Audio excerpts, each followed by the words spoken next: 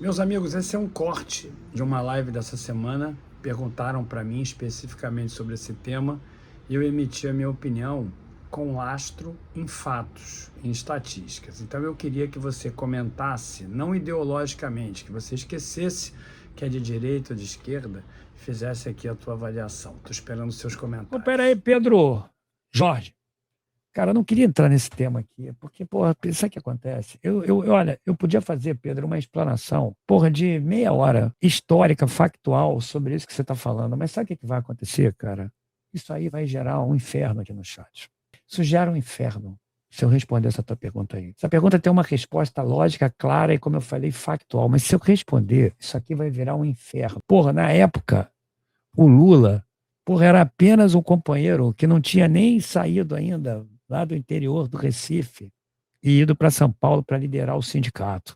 Ele, acho que ele ainda estava chegando, já devia estar lá, já trabalhando, mas nem, porra, presidente do sindicato era nessa época aí. Ele veio aparecer ali, cara, porra, no final da década de 70 ali, sabe? Porque no final da década de 70 começaram as grandes greves aqui no Brasil, e aí ele era preso, a Rede Globo todo dia. O presidente do sindicato, Luiz Inácio, 1970 e pouco. 70 e pouco. Aí nego prendia, aí tinha que soltar, aí, porra, tinha pressão para soltar o cara, aí os militares ficavam putos e tudo mais. Tudo era um negócio de louco, cara.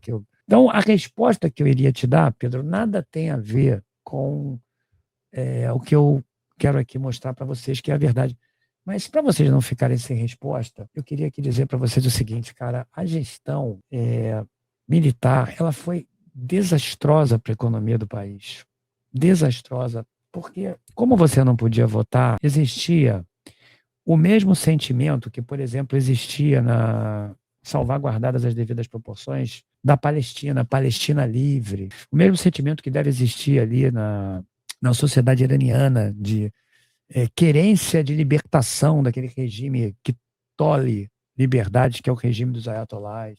Existia esse debate na época, todo mundo aí querendo que os militares saíssem, que eles fossem para fora, e que não era justo, que não houvesse eleições, que eles tomaram o governo, que era um grupo de pessoas apenas que governavam o país, que o país era do povo, caramba, era uma coisa assim, eu diria, e quem se rebelasse, porra, ia preso e tal, você não podia dar com grupos de pessoas e tudo mais.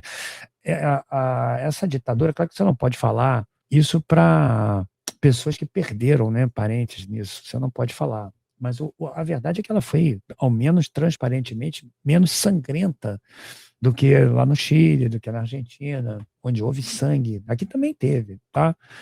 Aqui teve muito caso, assim, mas não dá para comparar ali em termos de catástrofe humanitária o que aconteceu lá e aqui, ao menos o que foi divulgado, né? Então, pô, a sociedade ficava. Isso é verdade, gente. O que eu estou falando para vocês aqui é verdade. Isso é pura verdade, tá? Então, a sociedade ela queria. Vocês mais jovens aí procurem ali o movimento Direta Já.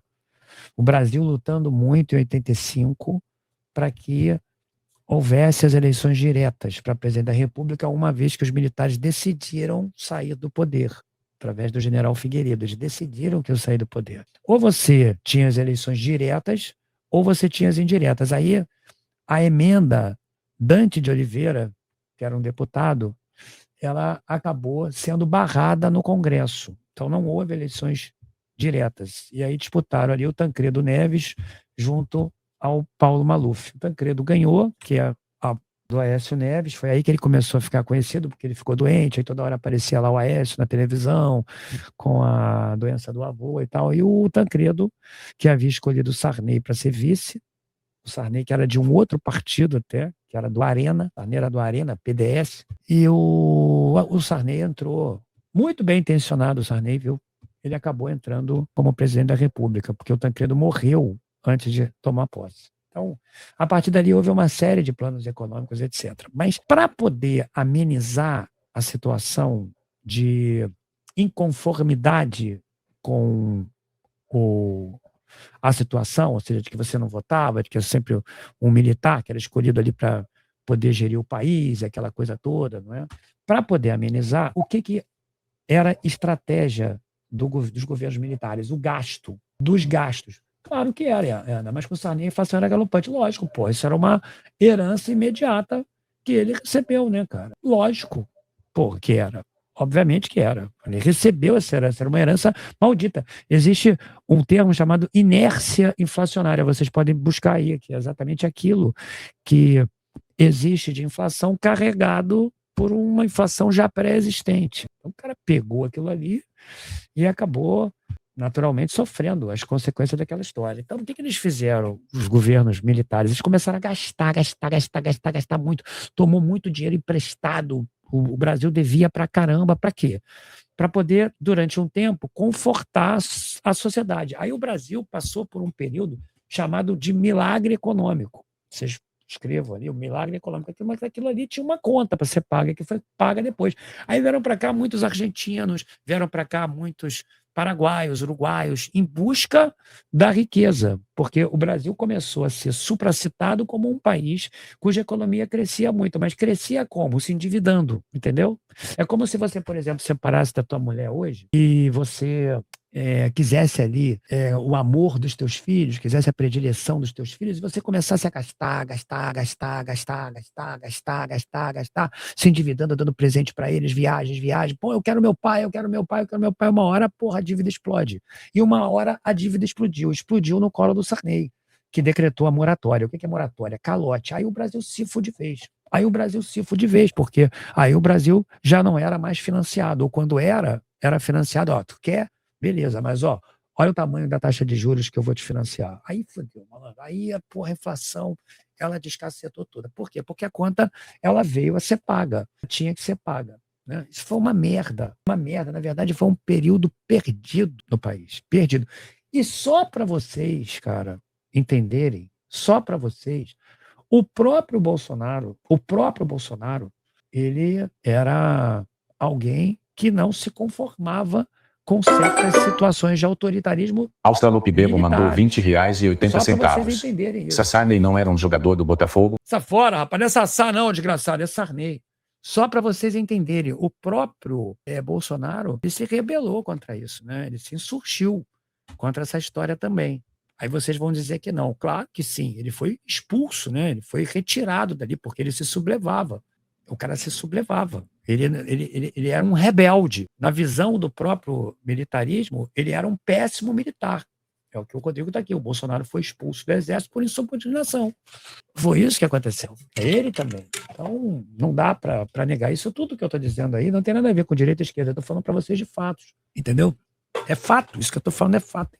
Por isso que eu digo, gente, para poder opinar, para poder falar, para poder conversar, tem que conhecer a história do que está por trás de tudo isso, sabe? Tem que conhecer a história do Brasil. Eu recomendo a vocês aí livros de economia brasileira, para vocês buscarem os diferentes ciclos, para vocês compararem como estava a economia. Por exemplo, na época do plano de metas do Juscelino Kubitschek, né? Vocês têm que entender como é que diferentes presidentes, na verdade, guiaram o Brasil para o desenvolvimento, como eles guiaram, qual era a visão dos diferentes períodos dos quais o Brasil atravessou, para você poder chegar nos dias de hoje e entender o que você quer para você. O companheiro falou aí, 50 anos em 5, pois é. Mas aí, né, cara, nego fica aí papo de comunista, papo de economista, aí já era, né, cara? Infelizmente, já era. Aí tem os companheiros aí, né, cara, que falam um monte de coisas, né? É uma coisa assim, tem gente aí me ofendendo aí no chat. É uma coisa. Não tem problema não, hoje eu tô num dia tranquilo, eu não vou reagir e nem vou bloquear ninguém não, mas não dá para contar que foi campeão em 1970 sem citar a história do Pelé, né? Imagine que você tenha sido vizinho do Pelé. Pô, fui vizinho do Pelé era o maior babaca, malandro. Puta que pariu, o Pelé era chato pra caralho, não podia ligar aí uma vitrola que o Pelé já ligava, já reclamava. O Pelé era foda, meu. Puta que pariu, o Pelé. Porra, chato pra caralho, mal educado, mandava o vizinho tomar no cu, pegava o cabo de vassoura, batia no teto quando alguém fazia barulho. Pô, o Pelé era chato pra caralho. Beleza. Pelé era chato pra caralho, tu não gosta do Pelé. Tá beleza, tu era vizinho do Pelé. Mas, pô, se o cara chega pra mim e pede para contar a história da Copa de 70, porra, eu vou ter que falar bem do Pelé. Por quê? Porque é fato. Aí o companheiro vai, entra no chat e fala assim, não fode, Gil, porra, Pelé é o caralho, tu é burro pra caralho. Aí tu vai pegar as razões, ou uma ou outra. Ou o cara não sabe, foi o campeão de 70 e principal protagonista daquela seleção. Tá tão puto com o Pelé, tão puto. Ele não sabe e não procurou saber, porque no grupo que ele pertence, isso é muito ruim, no grupo ao qual ele pertence, tá escrito assim: nós odiamos o Pelé. Ele pertence a esse grupo. Então, eu fico o tempo inteiro falando mal do Pelé, do Pelé, do Pelé, o tempo inteiro mal do Pelé. E o cara tem ali uma concepção do Pelé porque ele faz parte daquele grupo. Então, ele só se informa sobre o Pelé naquele grupo que fala mal dele. Ele não vai buscar outras bibliografias, ele não vai buscar outras informações, ele fica ali no Pelé. Não, a Copa que ele se lesionou foi em 66. 70 não, 70 ele jogou pra caralho. 66 o Brasil não ganhou porque ele se machucou. Por isso que o Brasil não se machucou, por isso que o Brasil não se deu bem em 66. Senão era 66 também pro saco. Então o que aconteceu, cara? O cara tá no grupo do Pelé, ele só ouve merda do Pelé, pô. Só ouve merda do Pelé. Aí vem um cara, conta uma história que ele não sabe do Pelé, porra, meu irmão. O cara que é anti-Pelé só lê só mal do Pelé, porque ele tá lá naquele grupo, que ele vai falar? Ele vai negar, ele vai dizer que você tá mentindo. Então não tem como tu contar uma história da Copa de 70 sem falar bem do Pelé. Não interessa se ele foi mau vizinho teu. É a mesma coisa agora quando eu falo ali do período militar, cara. Não tem como contar uma história que não seja essa. Você pode até, né, pô, porque tem, né, grupos aí de WhatsApp, pô, os militares, o caralho, o exército, aquela porra toda, não sei o que, parará, e aí os militares têm que assumir, tem que dar, pô, cara, vocês não sabem a bobagem que aquilo seria, porque esses caras não são preparados para isso. A grande verdade é essa, os caras não são preparados. A máquina para, não tem como para você substituir segundo, terceiro, quarto escalão por militar, cara. Não tem como. E ainda mais por predileção. Não dá para você pegar aí o apoio, porra, de uma força armada. Não tem como. Então não dá para eu contar a história do regime militar se eu não falar isso. E eu não sou comunista por isso, eu só estou contando uma história. É só você buscar lá que você vai ver. Agora, se tu faz parte aí do grupo que conta apenas as bondades, não é? Porque tem muita gente que fala isso, né? Tem muita gente que fala isso. Olha lá, na época, várias vezes aconteceu aqui. Olha lá, na época do militarismo, cresceu, porra, tanto. Olha lá, o Brasil crescia pra caralho lá, mas o cara não sabe como cresceu. O cara não sabe o que aconteceu depois. O cara não sabe o que realmente foi advindo da história.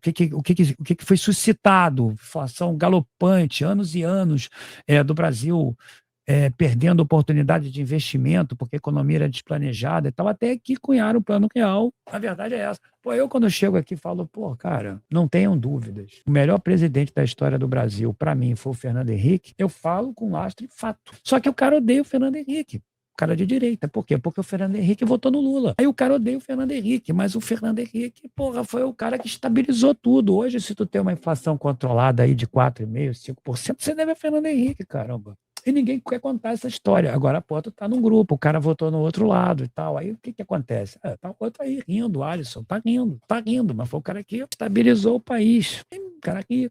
Mas dá uma olhada lá no que aconteceu no Plano Real que você vai ver. Aí, né, o cara que não sabe nada da história, o cara que não conhece, não foi lá, o que ele vai fazer, gente? Ele vai chegar lá e vai falar que, porra, o Fernando Henrique, de fato, não foi o melhor presidente, porque ele é comunista, porque, porra, ele foi um cara defenestrado, né, teve que sair do país para exilado, né, porque era um intelectual que era comunista, aí caçaram ele, que foi para fora e tal. E esses caras já contam a história e mancham a biografia de uma pessoa sem entender o nível de importância que o cara teve para a nação. Uma vez, eu vou contar para vocês aqui, para terminar essa história, eu fui jantar num restaurante, eu nem ia nesse restaurante, porque eu nunca gostei dessa história de frescura de restaurantes, etc., eu nunca gostei dessa história de restaurante fino e tal, mas eu fui, por acaso, nesse dia, a trabalho, jantar num restaurante chamado Antiquários. O restaurante ficava no Leblon. Era um restaurante finíssimo, Antiquários. Eu me lembro até o que eu comi nesse dia. Eu comi lula com um vinho chileno. Eu nem paguei a conta, tá? Então eu estava lá.